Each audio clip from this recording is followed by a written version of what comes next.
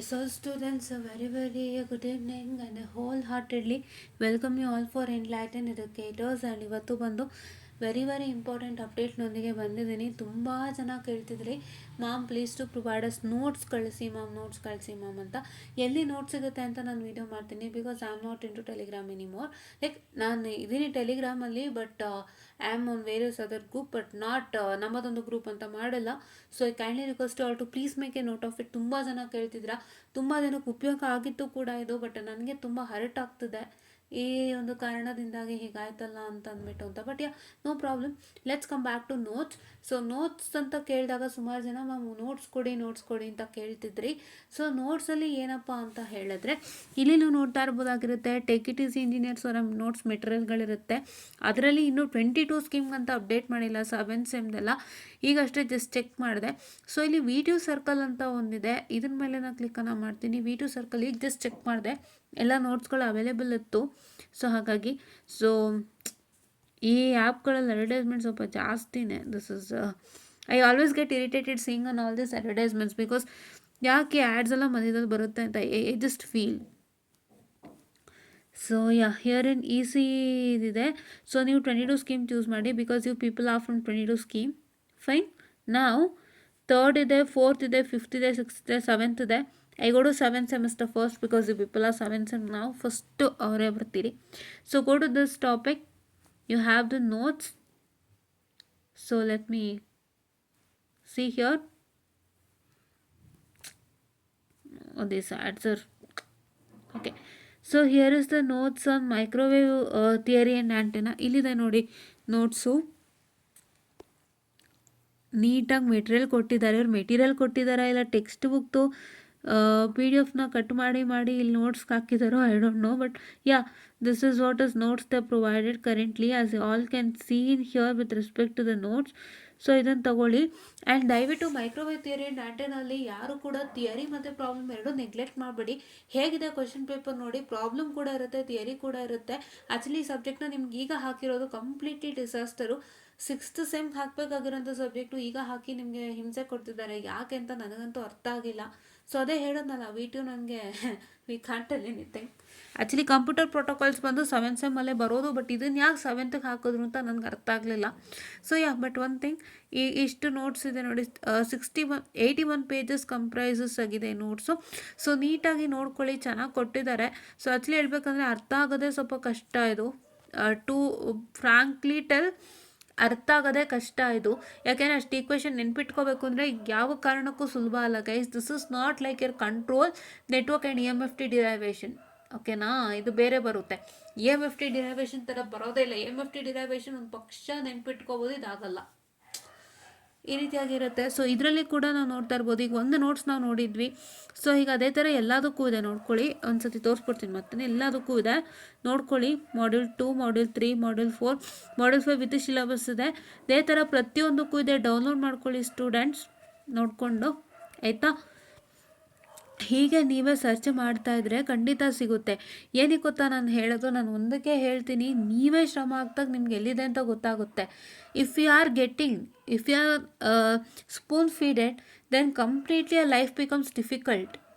If you are dependent, if you are spoon feeded, if you are completely ಏನಂತ ಹೇಳ್ತಾರೆ, like ಸೇ ಯಾರೋ ಒಬ್ಬರು ನನಗೆ ಹೆಲ್ಪ್ ಮಾಡ್ತಾರೆ, ಅವ್ರು ಇಲ್ಲದೆ ನನಗೆ ಆಗೋದೇ ಇಲ್ಲ ಅನ್ನೋ ಥರ ನೀವು ಬದುಕಿದ್ರೆ, then you can't lead your future life easily.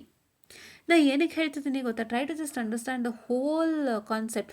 ಈಗ if you are trying to search for a notes and if you are not getting it, ನನಗೆ ಯಾವ ರಿಸೋರ್ಸಲ್ಲೂ ಸಿಗ್ತಿಲ್ಲ, ನನಗೆ ಎಲ್ಲಿ ಹುಡುಕಿದ್ರೂ ಸಿಗ್ತಿಲ್ಲ ಅಂದಾಗ ಒಂದು ಪ್ರಯತ್ನ ಮಾಡೋಣ.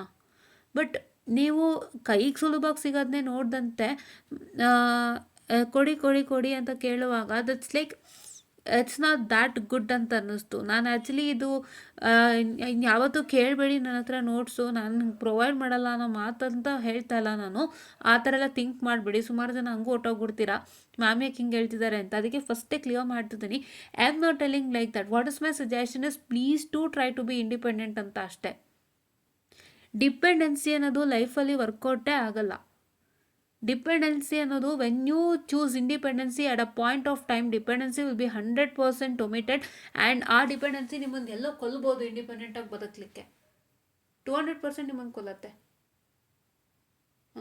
ಯಾವ ಥರ ಕೊಲ್ಲುತ್ತೆ ಅಂತಂದರೆ ನಿಮ್ಗೊಂಥರ ಕರೆಕ್ಟಾಗಿ ನಿಮ್ಗೆ ಇರೋಕ್ಕೆ ಆಗಲ್ಲ, ಏನೋ ಫೀಲ್ ಆಗ್ತಿರುತ್ತೆ. You miss somebody who is helping you, who was behind your back and who was helping your all point of time. That person was a strength and that person was everything for you. So ಆ ರೀತಿಯಾಗಿ ನಿಮಗೆ ಆಗ್ತಿರುತ್ತೆ. So ದಯವಿಟ್ಟು please to try to be independent, please to learn more and more things, please to explore yourself until and unless you will completely become independent. Until and unless you become strong ಆಗಲೇಬೇಕು ಅಂದರೆ independency matters ಅಲ್ಲ. And you have to explore yourself and don't say that teacher ಕ್ಲಾಸೇ ಮಾಡಲಿಲ್ಲ, ನನಗೇನು ಆಗಲ್ಲ ಅಂತ. ನೀವು explore ಮಾಡಿ. ನಮ್ಮ ಯೂಟ್ಯೂಬ್ ಚಾನಲ್ ಇದೆ, ಬೇರೆ ಬೇರೆ ಕಡೆ ಇದೆ, ಆ್ಯಂಡ್ ನಾವು ಕೂಡ ಇನ್ಫಾರ್ಮೇಷನ್ ಕೊಡ್ತೀವಿ.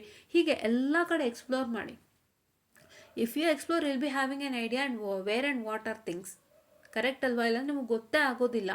ನಾನು ಅದಕ್ಕೆ ಹೇಳೋದು, try to be independent always, ಆಯಿತಾ? ಓಕೆ, ಆ್ಯಂಡ್ ನೆಕ್ಸ್ಟ್ ಇದೇ ಥರ 5th ಸೆಮ್ಗೂ ಇಲ್ಲಿ ನೋಡ್ತಾ ಇರ್ಬೋದಾಗಿರುತ್ತೆ.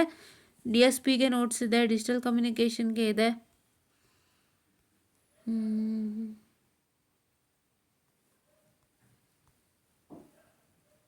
ನೋಡಿ, ರಿಟರ್ನ್ ನೋಟ್ಸ್ ಡೌನ್ಲೋಡ್ ಅಂತ ಹಾಕಿದ್ದಾರೆ. ಹೇಗಿದೆ ನೋಡೋಣ ಬನ್ನಿ.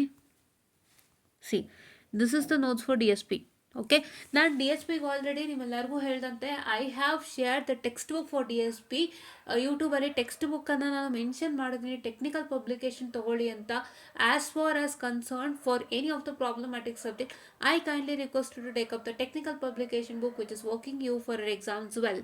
Because when was the subject introduced, ಯಾವಾಗ ಸಬ್ಜೆಕ್ಟ್ ಇಂಟ್ರಡ್ಯೂಸ್ ಆಯಿತು ಆ ಕಾಲದಿಂದ ಇವತ್ತಿನ ತನಕ ಕೂಡ ಏನು ಕ್ವಶನ್ಸ್ ಬಂದಿದೆ ಅಷ್ಟು ಇನ್ಕ್ಲೂಡ್ ಆಗುತ್ತೆ. And you will be having a complete idea from the beginning. All the subject, ಇಲ್ಲಿರೋಂಥ ಪ್ರಾಬ್ಲಮ್ಯಾಟಿಕ್ ಸಬ್ಜೆಕ್ಟ್ ಎಲ್ಲ 1997, 1999 ಸ್ಟಾರ್ಟ್ ಆಗಿರೋಂಥದ್ದು. ಲೆಕ್ಕ ಹಾಕಿ 1999 ಅಂತ ಹೇಳಿದ್ರೆ ಇಟ್ಸ್ ಕಂಪ್ಲೀಟ್ಲಿ 25 years, ರೈಟ್? ಇನ್ನೇನು ಹತ್ತತ್ರ 26 years ಆಗುತ್ತೆ ನೆಕ್ಸ್ಟ್ಗೆ, ಅಲ್ವಾ? ಅಷ್ಟು ಒಂದು ಏಜ್ ಆಗಿದೆ ಸಬ್ಜೆಕ್ಟ್ಗಳಿಗೆ. ಆ ಕಾಲದಿಂದ ನಡ್ಸ್ಕೊ ಬಂದಿದ್ದಾರೆ with different name of the subject, but not the changes in the syllabus change ಆಗಿಲ್ಲ, ಅಲ್ಲಿ ಇಲ್ಲಿ ಹೋಗಿರ್ಬೋದು ಅಷ್ಟೇ. ಅಂದರೆ ಈಗ ಸೆಕೆಂಡ್ ಮಾಡ್ಯೂಲ್ದು ಥರ್ಡ್ಗೆ ಹೋಗೋದು, ಇಲ್ಲ ಥರ್ಡ್ ಮಾಡ್ಯೂಲ್ದು ಸೆಕೆಂಡ್ಗೆ ಹೋಗೋದು, ಆ ಥರ ಆಗಿದ್ದೇನೆ ಹೊತ್ತು ನಥಿಂಗ್ ಎಲ್ಸ್ ಇಸ್ ಹ್ಯಾಪನ್.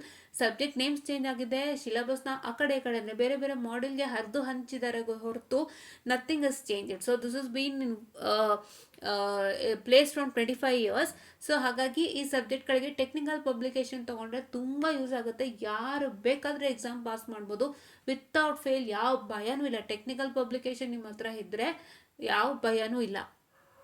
ಏನೋ ಹೇಳ್ತಾರಲ್ಲ ಸ್ಯಾರಿ ಡೌನ್ ಆ್ಯಡಲ್ಲಿ, ಒಂದೇ ಸ್ಯಾರಿ ಡೌನ್ ನೋವಿಗೆ ಪರಿಹಾರ ಅಂತ. ಅದೇ ಥರ ಒಂದೇ technical publication is completely solution to your problem. Okay, yeah. So just advertisement example ತೊಗೊಂಡೆ, just suddenly got that into mind. Okay, so ಈ ಥರ. ಸೊ ಟೆಕ್ನಿಕಲ್ ಪಬ್ಲಿಕೇಶನ್ಸೇ ತೊಗೊಳ್ಳಿ, ಎಲ್ಲದಕ್ಕೂ ಸಿಗುತ್ತೆ ತೊಗೊಳ್ಳಿ, ಯಾವ ಸಬ್ಜೆಕ್ಟ್ಗಾದರೂ ಸಿಗುತ್ತೆ. ನಾಟ್ ಓನ್ಲಿ ಫಾರ್ ಪ್ರಾಬ್ಲಮ್ಯಾಟಿಕ್ ಒಂದೇ ನಮ್ಮ ಇಲ್ಲ, ಥಿಯರಿಗೂ ಸಿಗುತ್ತೆ ತೊಗೊಳ್ಳಿ. ಒಂದು ಸತಿ ನೀವೆಲ್ಲರೂ ಏನು ಮಾಡ್ತೀರಾ ಅಂದರೆ DSP ಲೆಕ್ಚರ್ ಸೀರೀಸ್ ಓಪನ್ ಮಾಡಿ. ಯಾರೆಲ್ಲ ಈ ವಿಡಿಯೋ ನೋಡಿದ್ದೀರಾ, DSP ಲೆಕ್ಚರ್ ಸೀರೀಸ್ ಓಪನ್ ಮಾಡಿ. ಸ್ಟಾರ್ಟಿಂಗ್ ಸೆಕೆಂಡ್ ವಿಡಿಯೋನಲ್ಲೇ ಅಥವಾ ಫಸ್ಟ್ ವಿಡಿಯೋನಲ್ಲೇ ನೋಡಿ, ನಿಮಗೆ ಟೆಕ್ನಿಕಲ್ ಪಬ್ಲಿಕೇಶನ್ ಫೋಟೋನೇ ಕಾಣಿಸುತ್ತೆ ತಮ್ನೇಲಲ್ಲಿ. ಅದನ್ನ ಓಪನ್ ಮಾಡಿ ನೋಡಿ ಹೇಗಿದೆ ಟೆಕ್ನಿಕಲ್ ಪಬ್ಲಿಕೇಶನ್ ಅಂತ. ಒಂದ್ಸಲ ವಿಡಿಯೋ ಮಾಡಿದ್ದೀನಿ, ಅರ್ಥ ಮಾಡ್ಕೊಳ್ಳಿ ಏನು ಅಂತ.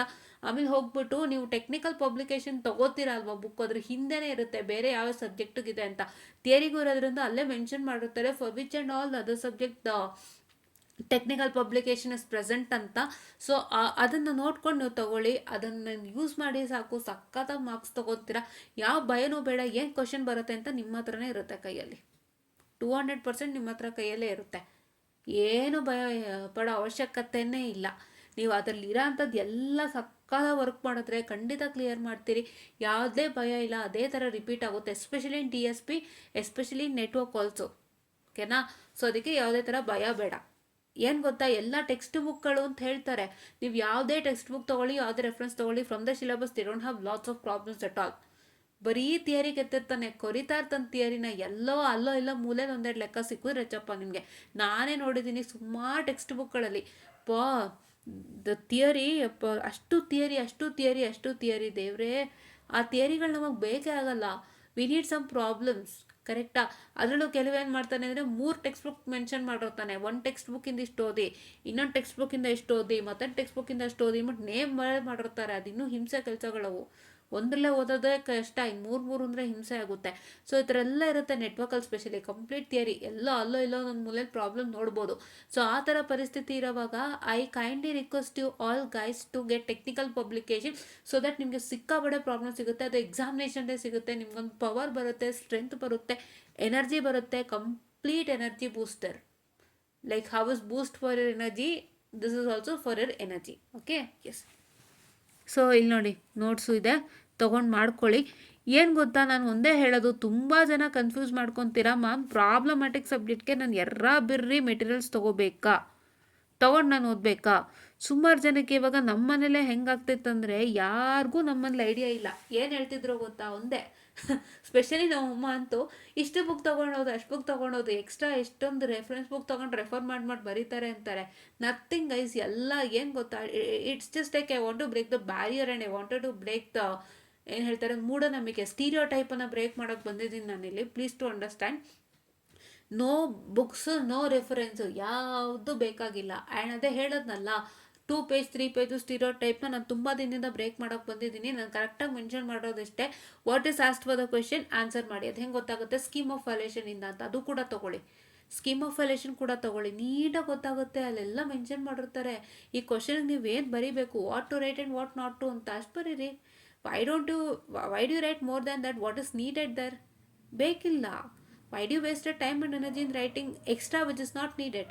You are supposed to write the one which is only needed. Correct ಅಲ್ವಾ? ಅಷ್ಟೇ ಬರೀತೀರಿ, ಸಾಕು, ಬರೀರಿ ಅಷ್ಟೇ. ಅದು ಹೆಂಗೆ ಗೊತ್ತಾಗುತ್ತೆ, ಸ್ಕೀಮ್ ಆಫ್ ವ್ಯಾಲ್ಯೂಯೇಷನಿಂದ ಮಾತ್ರ ನೀಟಾಗಿ, ಎಸ್ಪೆಷಲಿ ಥಿಯರಿಗೆ ವಿತ್ ಹೆಡ್ಲೈನ್ ಕೊಟ್ಟಿರ್ತಾರೆ, ಅದಕ್ಕೆ ಎಷ್ಟು ಮಾರ್ಕ್ಸು ಅಂತ ಮೆನ್ಷನ್ ಮಾಡಿರ್ತಾರೆ. ಆದಷ್ಟು ನೀವು ಥಿಯರಿಯಲ್ಲಿ ಯಾವ್ಯಾವ ಕ್ವಶನ್ಸ್ ಓದ್ತೀರಾ ಸ್ಕೀಮ್ ಆಫ್ ವ್ಯಾಲ್ಯೂಯೇಷನಲ್ಲಿ, ಅದನ್ನಲ್ಲಿ ಮಾರ್ಕ್ಸ್ ನೋಡ್ಕೊಂಡು ಓದಿ ಕರೆಕ್ಟಾಗಿ. You have to work for the highest number of marks. Say for example, ಯಾವುದೋ ಕ್ವಶನ್ ಕೊಟ್ಟಿದ್ದಾರೆ, say differentiate between DFT and IDFT, check with that particular question how much marks ಅಂತ. So ಮತ್ತೆ ಬೇರೆ ಬೇರೆ ಕ್ವಶನ್ ಪೇಪರ್ಲು ನೋಡಿ, ಇತ್ತು same question is repeated for how many marks ಅಂತ. ಸೊ ಆ ಇನ್ನೊಂದು ಕ್ವಶನ್ ಪೇಪರ್ಲಿ 8 ಮಾರ್ಕ್ಸು ಕೊಟ್ಟಿದೆ ಅಥವಾ 10 ಮಾರ್ಕ್ಸು ಕೊಟ್ಟಿದ್ರೆ, 8 ಆ್ಯಂಡ್ 10 ಮಾರ್ಕ್ಸ್ಗೆ ಫಸ್ಟ್ ವರ್ಕೌಟ್ ಮಾಡಿ ಎಲ್ಲ ಕಲ್ತ್ಕೊಂಬಿಡಿ. ಏನಕ್ಕೆ ಗೊತ್ತಾ, ನಿಮಗೆ ಮಾರ್ಕ್ಸ್ ಹೇಳೋಕೆ ಬರಲ್ಲ. ಕೆಲವೊಂದ್ಸಲಿ ಡಿಸ್ಕಸ್ ಅಂತ 10 ಕೊಟ್ಬಿಡ್ತಾರೆ, ಕೆಲವೊಂದ್ಸಲಿ ಏನೋ ರೈಟ್ ದ ಡಿಫ್ರೆನ್ಸ್ 15 ಅಂದ್ಬಿಟ್ಟು 10 ಮಾರ್ಕ್ಸು ಕೊಟ್ಬಿಡ್ತಾರೆ. ಅವಾಗ ಏನಾಗುತ್ತೆ ಗೊತ್ತಾ, 10 ಮಾರ್ಕ್ಸು ಕೊಟ್ಟಾಗ ನೀವೇ ಸಫರರ್ ಆಗ್ತೀರಿ.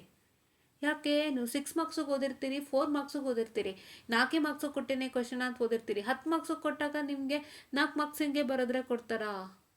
ಕೊಡಲ್ಲ. ಕರೆಕ್ಟ್ ಅಲ್ವಾ?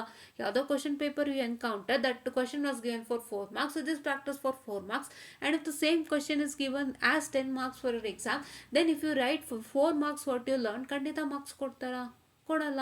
ಸೊ ಅದಕ್ಕೆ ಯಾವತ್ತೂ ಹೈಯೆಸ್ಟಿಗೆ ಓದಿರಿ, ಹೈಯೆಸ್ಟಿಗೆ ಬಂದಾಗ ಹೈಯೆಸ್ಟಿಗೆ ಸ್ಯಾಟಿಸ್ಫೈ ಮಾಡಿ, ಲೋಯೆಸ್ಟಿಗೆ ಬಂದಾಗ ಲೋಯೆಸ್ಟ್ ಮಾರ್ಕ್ಸಿಗೆ ಬಂದಾಗ ನಾನು ಓದಿರೋ ಹೈಯೆಸ್ಟಲ್ಲಿ ಏನು ಕಡಿತ ಮಾಡಬೇಕು ಲೋಯೆಸ್ಟಿಗೆ ಅನ್ನೋಂಥದ್ದನ್ನ ನೋಡಿ.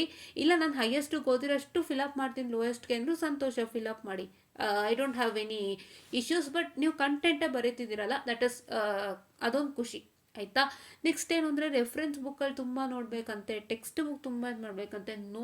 No guys, select the best book. Every time ಹೇಳ್ತೀನಿ, ತುಂಬ ಒಳ್ಳೆ ಬುಕ್ ಸೆಲೆಕ್ಟ್ ಮಾಡಿದ್ರು technical publication. Select the best book, select the best notes that you like, ಅದನ್ನು ಚೆನ್ನಾಗಿ ಓದಿ. I try to understand the methodology especially for problems and for theory. Try to make sure that you understand the concept in a neat way. ಸ್ವಲ್ಪ story ಥರ ಮಾಡ್ಕೊಂಡು ನೀಟಾಗಿ ಓದಿ ತಲೆಗೆ ಹೋಗುತ್ತೆ. Try to right it properly in points, but don't try to make sure that ತುಂಬ ಕೆಟ್ಟದಾಗಿ local ಲ್ಯಾಂಗ್ವೇಜಲ್ಲೆಲ್ಲ ಬರಿಬೇಡಿ. ಲೋಕಲ್ ಲ್ಯಾಂಗ್ವೇಜ್ ಅಂದರೆ ಅದು ಹಂಗಾಯ್ತು, ಲೈಕ್ ಸೇ ತುಂಬ ಲೋಕಲ್ ಲ್ಯಾಂಗ್ವೇಜ್ ಅಂತ ಹೇಳಿದ್ರೆ ಫಸ್ಟು ಅದು ಹಂಗಾಯಿತು ಹಿಂಗಾಯಿತು ಆ ಥರ ಬಂತು ಈ ಥರ ಬಂತು. No, just use the technical word. ತುಂಬ ಲೋಕಲ್ ಬೇಡ, ಇಲ್ಲಿ ಒಂದು ಸಿಂಪಲ್ ಆ್ಯಂಡ್ ಬೇಸಿಕ್ ಆಗಿರಲಿ, but don't go into local language writing. Okay, ಅಷ್ಟೆಲ್ಲ ಬೇಡ. ತುಂಬ ಸಿಂಪಲ್ ಆ್ಯಂಡ್ ನೀಟಾಗಿ try to make sure that you keep the technical words intact and try to make sure that you write it in general and simple English so that it's understandable to anybody and technical words are kept intact. ಎಷ್ಟು ಮಾಡಿ ಆಯಿತಾ. ಇಲ್ಲಿ notes ಇದೆ ತೊಗೊಳ್ಳಿ ಇಷ್ಟ ಆಯಿತು ಅಂದರೆ. And technical publication ಬಗ್ಗೆ ಮಾತಾಡಿದ್ದೀನಿ, ಅದನ್ನ ಫಾಲೋ ಅಪ್ ಮಾಡಿ. ಆ್ಯಂಡ್ ನಾನು ಹೇಳಿರೋಂಥ ಎಲ್ಲನೂ ಕೂಡ ಫಾಲೋ ಅಪ್ ಮಾಡಿ. ದಯವಿಟ್ಟು don't get it any stereo type. ತುಂಬ ಜನ ಏನು ಮಾಡ್ತಾರೆ ಎಕ್ಸಾಮಿನೇಷನ್ ಹಾಲಲ್ಲಿ ಅಂದರೆ, ಇದು ನನಗೆ ಆಗುವಂಥ ದೊಡ್ಡ ಸಮಸ್ಯೆ.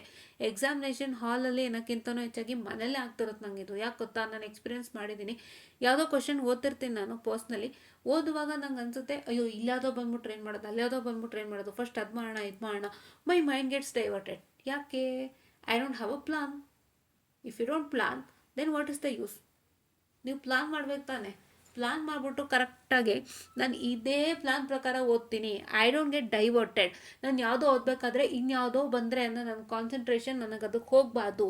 What are am studying I study properly. ಅದಕ್ಕೆ ನೀವೇನು ಮಾಡಬೇಕು, ಹಳೆ ವರ್ಷದ ಕ್ವಶನ್ ಪೇಪರ್ ಸ್ಕ್ಯಾನ್ ಮಾಡಬೇಕು, ಟೀಚರ್ಸ್ ಹತ್ರ ಗುಡ್ ಇನ್ಪುಟ್ಸ್ ತೊಗೋಬೇಕು, ಪ್ರಾಪರ್ ಪ್ಲಾನ್ ಹಾಕಿ ಓದಬೇಕು. ಪ್ಲಾನ್ ಹಾಕಿ ಓದಂತೆ ನಾನು ಬರೀ ಹೆಂಗೆಗೋ ಓದ್ತೀನಿ ಅಂದರೆ ನಿಮ್ಗೆ ಆ ಕಡೆನೂ ತಲೆ ಓಡ್ತಿರುತ್ತೆ. ಇಲ್ಲದೋ ಬಿಟ್ಟೋದ್ರೆ ಏನು ಮಾಡೋದು, ಫಸ್ಟ್ ಇದನ್ನು ಓದ್ತೀನಿ ಅನ್ನೋದು, ಅಲ್ಲಿ ಓದ್ಬೇಕಾದ್ರೆ ಇಲ್ಲೇ ಓದೋದಂಗೆ ಟೈಮ್ ಆಗೋಯ್ತು, ಬಾ ಪಕ್ಕಕ್ಕೆ ಹೋಗೋಣ, ಇನ್ನೊಂದು ಮಾಡಲಿಗೆ ಹೋಗೋಣ ಬಾ ಅಂತ ಈ ಥರ ಥಿಂಕಿಂಗ್ಗಳು ನಿಮ್ಮ ಮೈಂಡಿಗೆ ಬಂದರೆ it's completely a problem guys. ಬೇಡ, ಆ ಥರ ಥಿಂಕಿಂಗ್ ನಿಮ್ಮ ಲೈಫ್ನ ಸ್ಪಾಯ್ಲ್ ಮಾಡುತ್ತೆ. And even I also have observe the same. ನನ್ನ ಓಪನ್ ಎಕ್ಸ್ಪೀರಿಯನ್ಸ್ ಅದು. ಯಾಕೆಂದರೆ ಅದಂಗೆ ಆದಾಗ ನಮಗೆ ಎಷ್ಟೋ ಸಲ ನಾವು ಇರೋದನ್ನ ಬಿಟ್ಟು ಆ ಕಡೆ ಹೋಗಿರ್ತೀವಿ, ಬಟ್ ನಾವು ಓದ್ತಾ ಇದ್ದಿದ್ದೇ ಬಂದಿರುತ್ತೆ. ನಾವು ಯಾವುದೋ ಓದ್ತಾ ಇರ್ತೀವಿ, ಬಿಟ್ಟು ಇನ್ನೊಂದಕ್ಕೆ ಹೋಗಿರ್ತೀವಲ್ಲ, ಆ ಓದ್ತಾ ಇರೋದೇ ಬಂದಿರುತ್ತೆ. ಅವಾಗೇನು ತುಂಬ ಕಷ್ಟ. ಕರೆಕ್ಟ್ ಅಲ್ವಾ?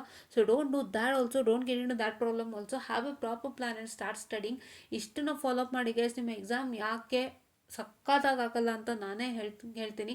ಸೂಪರಾಗಿ ಆಗುತ್ತೆ. ಒಂದು proper good textbook, that is technical. Compulsory technical ಮಾಡಿದ್ರೆ ನಿಮ್ಗೆ ಎಷ್ಟು ಎನರ್ಜಿ ಬರುತ್ತೆ, ಸ್ಟ್ರೆಂತ್ ಬರುತ್ತೆ, ಧೈರ್ಯ ಬರುತ್ತೆ, ಏನೋ ಒಂಥರ ಚೈತನ್ಯ ಬರುತ್ತೆ, ಹುಮ್ಮಸ್ ಬರುತ್ತೆ. ನಾನು ಧೈರ್ಯವಾಗಿದ್ದೀನಿ, ನನಗೆ ಏನು ಕ್ವಶನ್ಸ್ ಬರುತ್ತೆ, ಹೆಂಗಿರುತ್ತೆ ರೂಪುರೇಷೆ ಅನ್ನೋದು ಗೊತ್ತಾಗುತ್ತೆ, ನಾನು ಎಲ್ಲೂ ಹುಡುಕ್ಬೇಕಾಗಿಲ್ಲಪ್ಪ ಅನ್ನೋಂಥದ್ದು. ಆ್ಯಂಡ್ ಸ್ಕೀಮ್ ಆಫ್ ವಾಲ್ಯೂಷನ್ ಸ್ಪೆಷಲಿ ಮಾಡಿದಾಗಂತೂ ನಿಮ್ಮ ಹುಮ್ಮಸ್ ಅಂತೂ ಇನ್ನೂ ಅರಳೋಗುತ್ತೆ. ಮುಖ ಎಷ್ಟು ಅರಳೋಗುತ್ತೆ ಅಂದರೆ, ನನಗೇನಂತ ಎಲ್ಲ ಗೊತ್ತು, ನನಗೆ I know what to answer for this question, I know how to write answer, I know what and all contents to be added to this question ಅಂತ ಎಷ್ಟು ಧೈರ್ಯವಾಗಿರ್ತೀರ ಗೊತ್ತಾ. ಈ ಧೈರ್ಯ, ಹುಮ್ಮಸ್ಸು, ಚೈತನ್ಯ ನಿಮ್ಮಲ್ಲಿ ಯಾವಾಗಲೂ ಇರಲಿ ಅಂತ ನಾನು ಹೇಳ್ತಾ, ಸೊ ದಯವಿಟ್ಟು ಆದಷ್ಟು ಕಾಪಾಡ್ಕೊಳ್ಳಿ. ತುಂಬ ಸ್ಟ್ರಾಂಗ್ ಆಗಿರಿ.